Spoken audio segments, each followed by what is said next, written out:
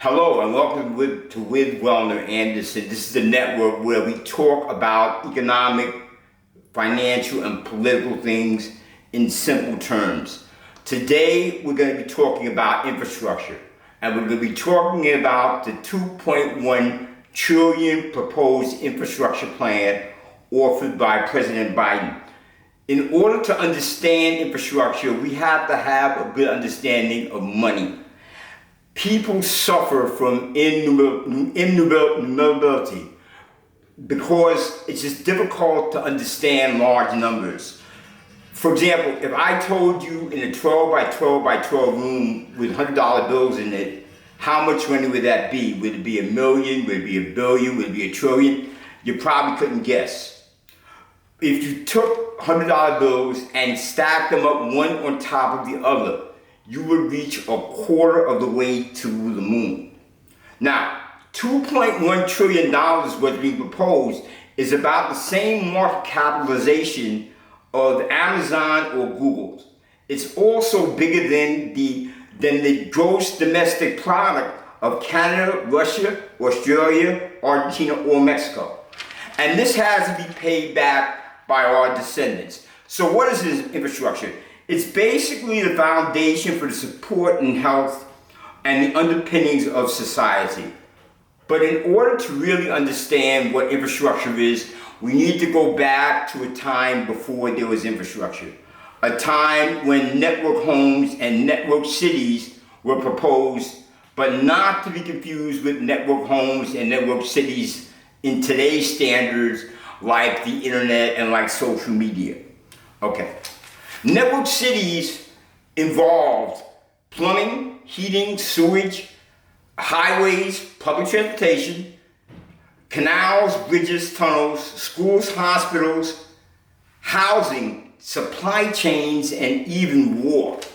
Okay, we're going to talk about the cost, we're going to talk about gentrification, we're going to talk externalities. An externality is something that comes as an effect of you doing something. For example, by doing manufacturing, an externality may be pollution. You may get from that. Okay, we're going to talk about the Biden plan specifically. Man's life basically before the 1800s hasn't changed much from medieval time. The way man did things after the 1800s and the way man did things in medieval times were somewhat similar.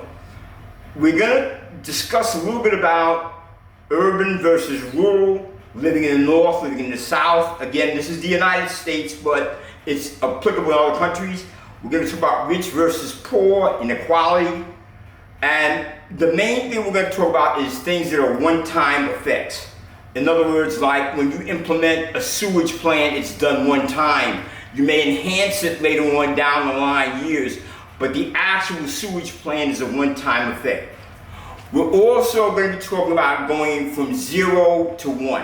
What that means is a concept like developing telecommunications was done by one cable that's put in, but over that would be 0. The concept of taking something from an idea to its first implementation, and then 1 to 10 would be taking that implementation, like let's say telephone, and making fiber optic cable, internet access. That would be 1 to 10.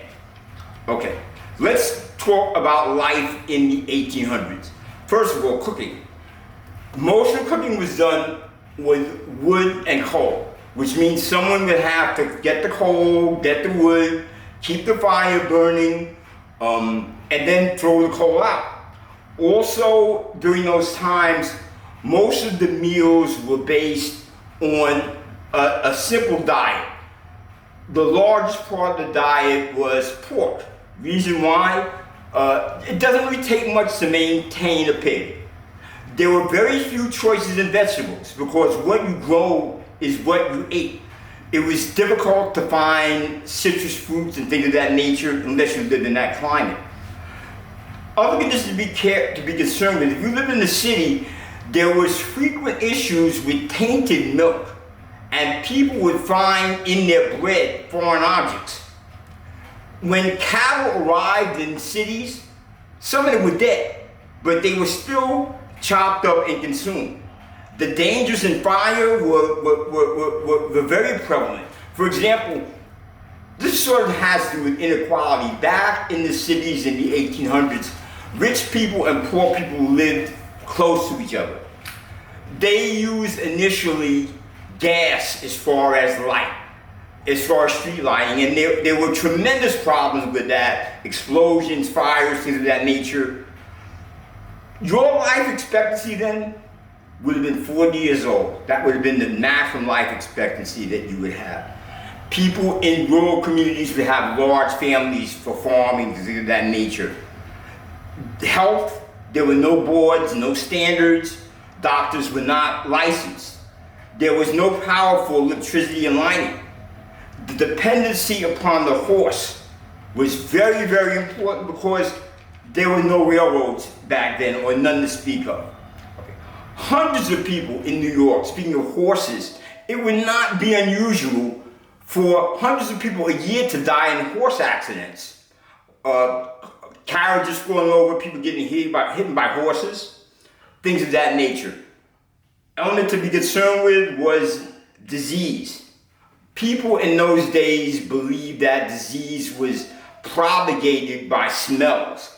And it would not be uncommon for people to throw chamber pots out the window because there was no privies or no bathrooms and no sewage systems.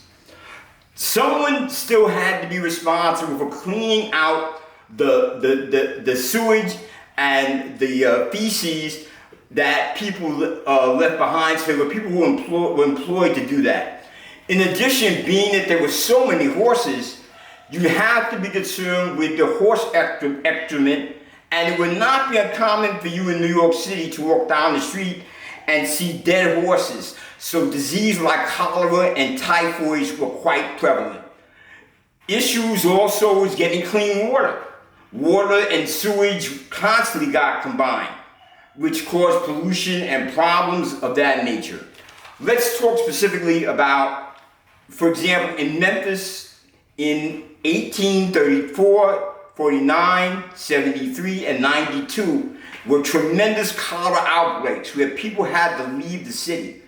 In New York, there was a horse plague in 1872 where the city stopped. There was no transportation, there was no way to get things because horses, there was a plague and they were dying and the city couldn't continue to proceed like that. In London, there was something called the Great Stink. What that was basically there was not enough sewage and London grew so fast that in Parliament they could smell the odors of excrement. So that was concerned with the Great Stink. So in essence, what I'm saying is that time before light, people experienced darkness. Imagine what it would be like you walked out of your house in a rural area and you could not see anything. It was dark. When you're in the city, if you weren't in light the area, you had to carry a lantern because you couldn't see where you're going. Also, in effect, industry had to shut down and farming had to shut down after the sun went down because there was no way to work. So basically, I'd like to thank you very much for tuning in with me. Please give me a thumbs up. Please subscribe. And the next episode we're going to bring you about is going to be more entailed about the subject of infrastructure. Thank you and have a good day.